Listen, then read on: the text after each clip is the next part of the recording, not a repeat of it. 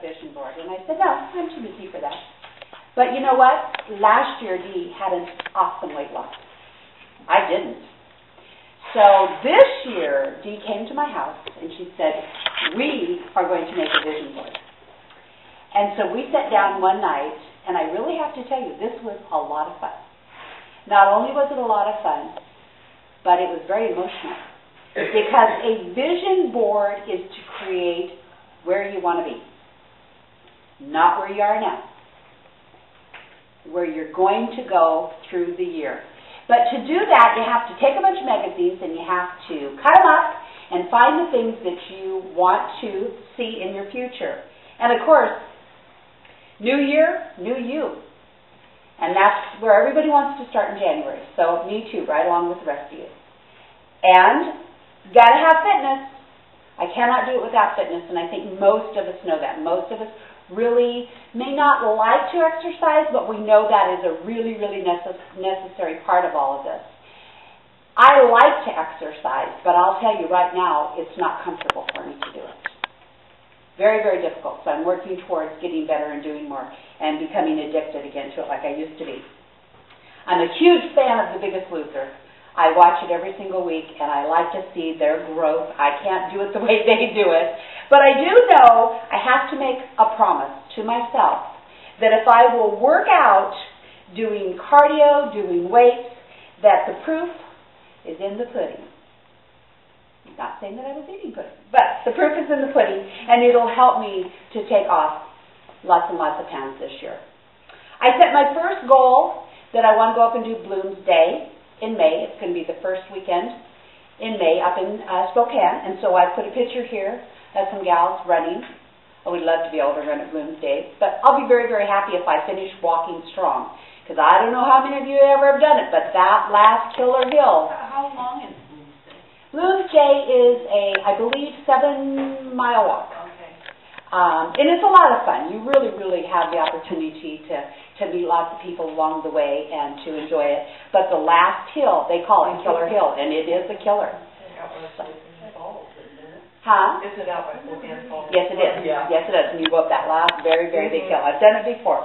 So I'm going to really look forward to doing that. And, of course, all of this is going to help me feel amazing because I want to get back to my cop status again. Where I was 2 years ago, graduating in Tacoma, I was very, very proud of myself. And then I had the car wreck. I made some wrong choices. And here I am starting all over again. This is a vision board.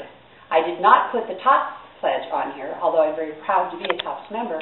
I put the COPS pledge because I want to be able to say the COPS pledge again. I picked out a really cute, they call it the little black dress. This is my little blue dress.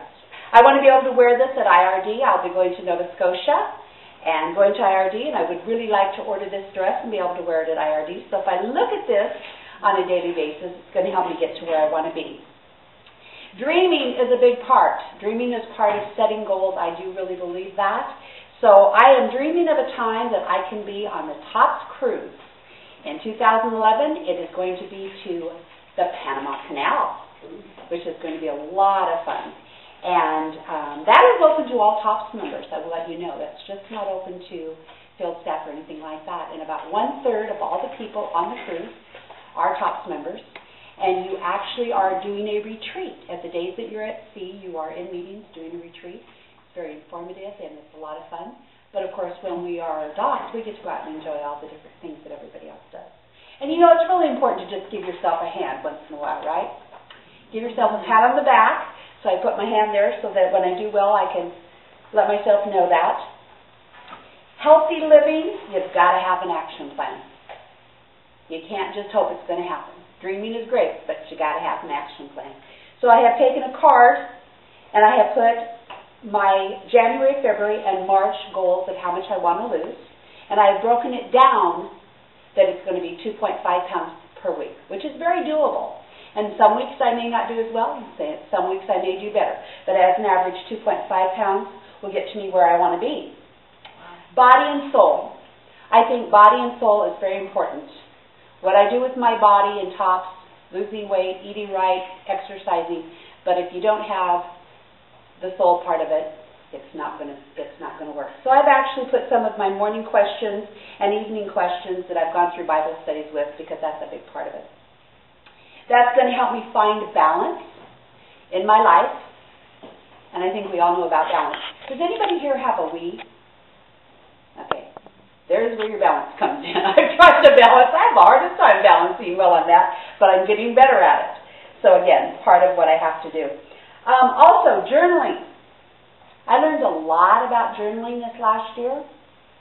Journaling to me is not just journaling your food. It's journaling your feelings. A lot of emotions come out when you start journaling. And my recommendation is, if you have things that you want to figure out about your life, grab a tablet, any kind of paper at all, grab a box of Kleenex, and sit down and just start writing about it. Start writing about your hurts and your pain. And that will help the healing process. And that's really, really important. You have to heal before you can get better. And journaling will help you do that. And when I journal, I wake up happy. That's important to me. So I've even put journaling into one of my 3x5 cards here. And again, different verses from the Bible that I'm very fond of.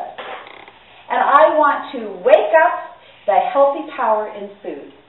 And I am not going to do that by going to Burger King or McDonald's. So I put no Burger King, no McDonald's on my board, and I need to look at that. But I wanted to put the healthy foods that I can enjoy. And you know, when you look at these foods, look how beautiful they are. And it's really awesome when you eat food that has a lot of color. It's very healthy for you to eat food with color. So vibrant salads with beans and avocados and just really wonderful things in it, healthy things for you. And nuts and fruit. So many people think you cannot have nuts and you cannot have things like avocado. That is really, really wrong. Almonds and avocados are a very, very important part of your diet. Gives you the good fats that you need in your body that are going to help you be healthy. And if you are working out, it is even more important that you have those. You've got to let your body heal after working out, and those are the foods that are going to help you do that. My suggestion to chapters right now, maybe you don't want to make a vision board, but what about a vision book? Get some spiral notebooks, bring in some magazines, have fun one week and just sit around and cut up things and look, bring in some pictures of where you want to be, where maybe you have been in the past that you want to get back to, like me and my cop skull. And make books, and then keep them where you can look at them and see the progress that you're making, because that's really important. As I said in the beginning, if you really have a goal to lose weight this year, whether it's 5 pounds, 10 pounds, or more, you have to have something to look at to make you realize what it's going to take you to get there. It's going to help you get towards that goal. So I hope the chapter will take some time to maybe plan on that. Okay?